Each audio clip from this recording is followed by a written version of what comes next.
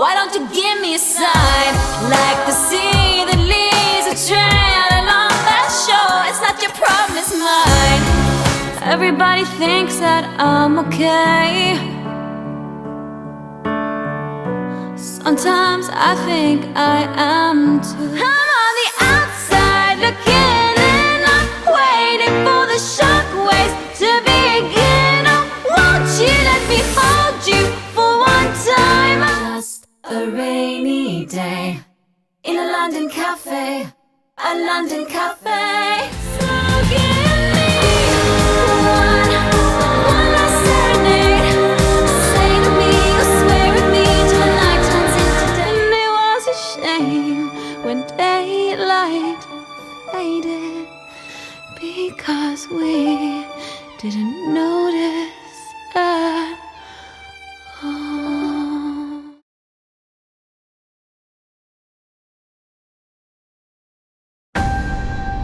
He's here. Cyrano? Cyrano. Pleasure to meet you, Cyrano de Bergerac. You're a freak. Freak.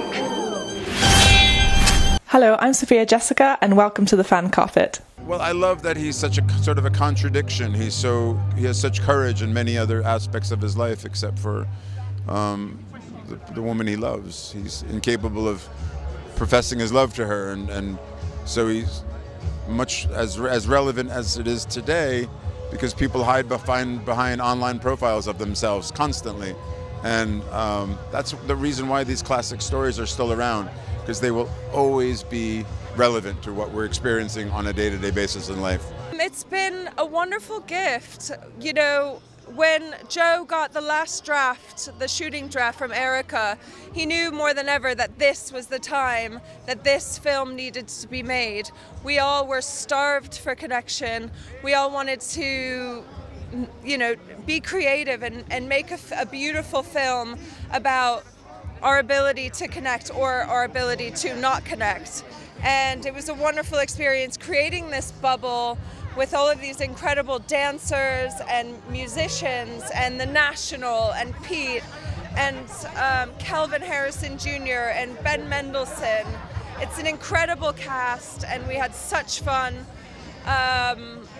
Noto, Sicily was the backdrop. It was incredible kind of fantasy of a world, and I'm so excited to share this love letter to love with audiences. I think it's timeless because it's about romance, and it's about the romantic nature of love and how love's sort of idealised, really. I think that happens a lot. I think that happens now more than ever in a way. You know, with us all looking at pictures and being part of the internet all the time, I think we're sort of a step away, removed from it in a way that perhaps the film looks at. It's for me, it's more to do with romance and the nature of romance and almost sort of the philosophy of romance than actual love. I think it will be interesting for people to look at who in the film they think is actually in love. Yeah, I mean, Haley and I had the opportunity and the benefit of doing the stage production before the film, a couple of years before the film, so we had that familiarity, which really helps when you're going into a movie when you don't know anybody most times. So that really helps, because never forget, Roxanne and Cyrano are also old friends. He happens to be in love with his old friend, but they have that real familiarity that is great. And Haley is all in, much like Kelvin and Ben Mendelsohn. They wear their hearts on their sleeves as actors and as people, and very important in a story like this. Oh, well, her character's extremely romantic. My character's much more down to earth. And my character basically wants her to get married because that's what women did. And Haley's character's sort of breaking out of that. Haley's really, really, really clever. You never, if you're showing her something or telling her something, you never have to tell her twice. And she always takes everything and runs with it. And yeah, it was really fun. She had me thinking on my feet a lot. So. Well, because who isn't terrified in the face of love and trying to figure out. Even the smartest people in the room are still trying to figure out the mystery of what that is. Yeah, it'll always be that way. That's right. It's finding someone that and recognizing that person that you can be your true self with, and they can be their true self with you, and that's quite difficult to find, I think.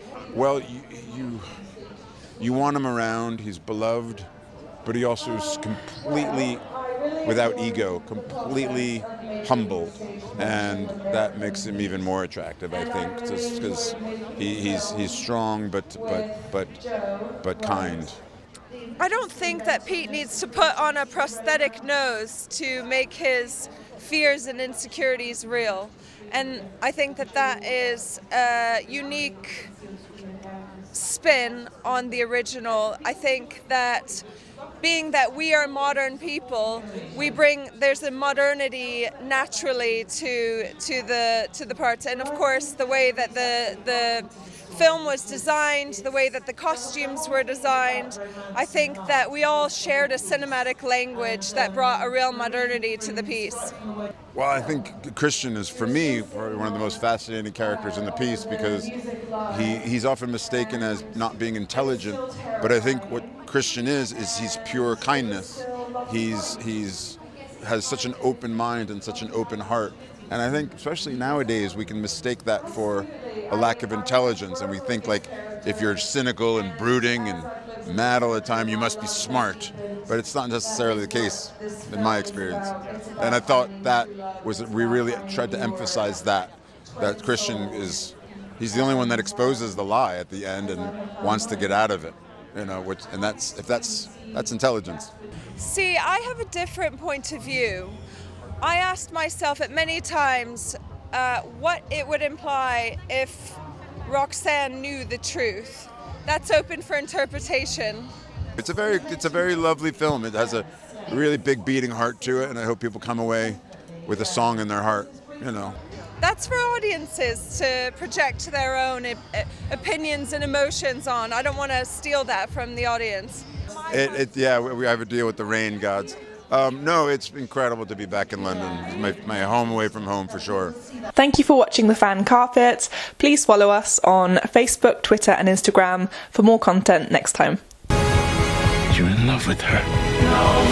My fate is to love her from afar. We must let her decide our fate. She must have the choice.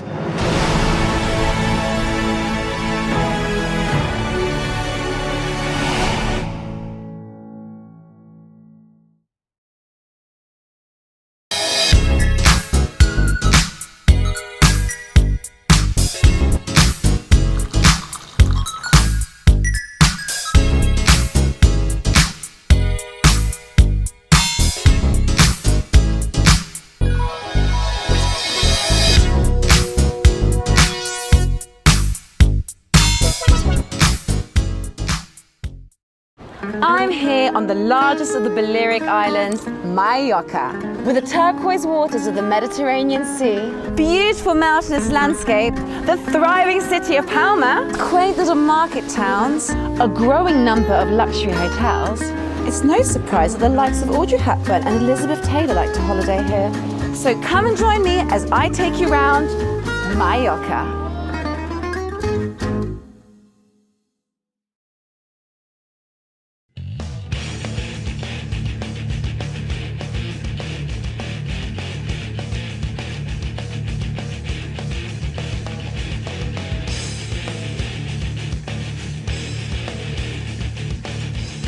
Thank you for watching The Fan Carpet. If you like this video, be sure to click that thumbs up button at the bottom of your screen. And also be sure to subscribe to the Fan Carpet YouTube channels. They're absolutely free and so much fun too. Be sure to check out the official website, thefancarpet.com. Also, you can follow us on Facebook, Twitter, and Instagram to stay up to date with reviews, competitions, the latest news, and so much more.